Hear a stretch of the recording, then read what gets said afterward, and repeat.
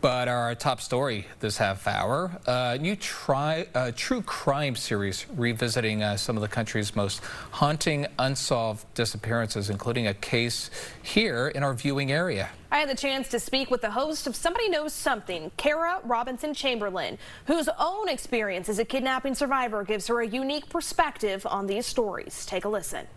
Series does hit so close to home to you. Can you just go ahead and kind of just break it down for us? Absolutely. In 2002, I was a survivor of violent crime. I was kidnapped at gunpoint from my friend's front yard by a man that I later found out was a serial killer. And so through that experience, I formed relationships with law enforcement, went on to work in law enforcement actually for many years, investigating sexual assault, child abuse cases, working as a victim's advocate. And I have had my story shared in numerous outlets, and through that process I have realized what it means to be a survivor, but what it means to be a survivor of a story that has a lot of media attention, and how much that media involvement can play a good role as well as complicate things in some ways. And so every single one of these cases really has been covered extensively in the media. They're all very mysterious, and I am just trying to be so intentional about sharing these stories with a purpose. Yeah, absolutely. We're so thankful that you're here with us today. We were talking offline before we started, and the Sarasota has a connection to you as well. So can you kind of just go ahead and dive into that as well?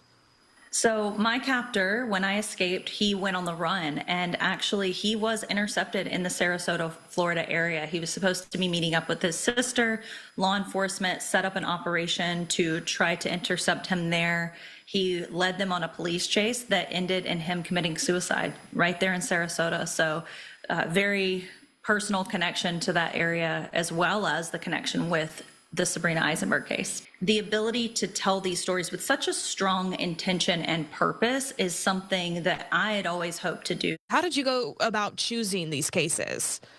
So the cases were chosen primarily on the production side, and they were chosen because of a few different elements. One of those things is that these cases were well known and they were mysterious. They were cold cases that people might think that they already knew about, but they also are cases that had some potential for new evidence to be released, for the public to really help, and a potential for being solved. So every single one of these cases, you'll see that there's a very strong call to action. There's law enforcement or someone giving new information, and the public is given a very specific thing that they can do to help solve these cases.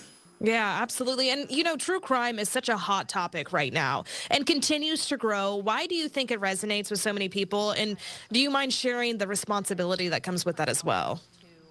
Yeah, well, I think that true crime really is about people, right? And I think so many people that are watching true crime, they're trying to understand how bad things happen, how people become bad. But at the center of these stories are people, and it's their worst days, and that's where the responsibility lies. I think that when you're telling these stories, whether you're consuming a lot of true crime, whether you're someone who's telling these stories, it can be easy to forget that there are people at the center of these stories, and it might be another story to you, but it's their worst day. And to treat them with the compassion and care that they deserve, that is what it's about. That is one of the benchmarks of producing ethical true crime. And it's one of the things that I'm proud to say I think this show does very well. And so the first episode, it's one that hits close to home for us. It's the case of Sabrina Eisenberg, the 1997, I believe you guys have named it, The Baby in the Yellow Blanket. Can you kind of just go over the case with us? I know that Sabrina was 5 months old at the time of her abduction. So in Sabrina Eisenberg's disappearance, Sabrina's mother noticed that the door to the garage was open in her house. And the first thing that she thought is, I have to check on the baby. I have to check on Sabrina. She went into Sabrina's room and she was gone. So parents' worst nightmare, absolutely. And what followed is I feel like law enforcement really decided very early on that they thought Sabrina was injured, that something happened at the hands of her parents. And I think that it really was unfortunate. And I believe that there's a really good possibility that a stranger actually came into Sabrina's home and took her, that someone wanted a baby and Sabrina is out there alive right now and never knew that her parents weren't her parents. Somebody Knows Something kicks off its first 2 episodes, airing back-to-back tonight from 9 to 11. New episodes will air weekly. The series will also be available to stream tomorrow on Hulu and Hulu on Disney Plus for bundle subscribers.